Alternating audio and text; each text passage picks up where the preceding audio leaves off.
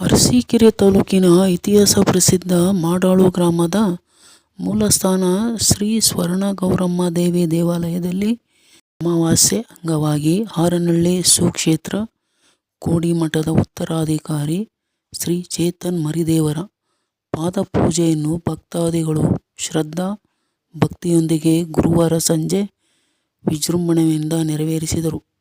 ಪ್ರತಿ ತಿಂಗಳು ದೇವಾಲಯದಲ್ಲಿ ಲೋಕ ಕಲ್ಯಾಣಾರ್ಥವಾಗಿ ವಿಶೇಷ ಧಾರ್ಮಿಕ ಪೂಜಾ ಕೈಂಕರ್ಯಗಳನ್ನು ಹಮ್ಮಿಕೊಳ್ಳಲಾಗುತ್ತಿದ್ದು, ಈ ಬಾರಿಯೂ ಗ್ರಾಮದ ಆರಾಧ್ಯ ದೈವ ಶ್ರೀ ಗುರು ಚನ್ನಬಸವಣ್ಣನವರು ಹಾಗೂ ನೂರಾರು ಭಕ್ತರ ಸಮ್ಮುಖದಲ್ಲಿ ನೆರವೇರಿಸಲಾಯಿತು. ಪಾದ ಪೂಜೆ ಬಳಿಕ ಬಂದ ಭಕ್ತಾದಿಗಳಿಗೆ ದರ್ಶನ ಆಶೀರ್ವಾದವಿತ್ತು. ಮಾತನಾಡಿದ ಶ್ರೀಗಳು, ಮನುಷ್ಯನಿಗೆ ದೇವಾಲಯಗಳು ಶಾಂತಿ ನೆಮ್ಮದಿ ನೀಡುವ ತಾಣಗಳಾಗಿವೆ ಎಂದರು.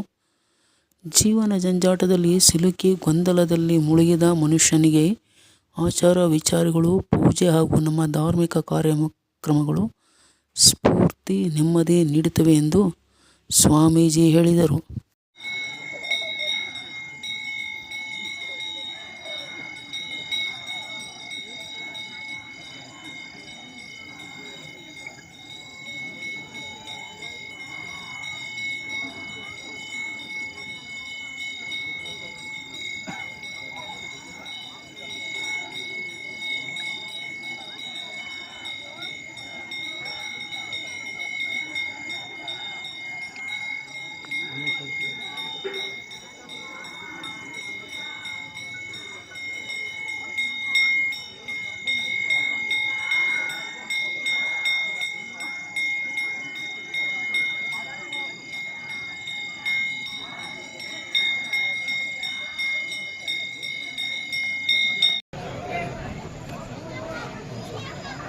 ಇವನಾದ ಅವನ ಹತ್ತೆ ಕೂತಿದ್ದಾರೆ.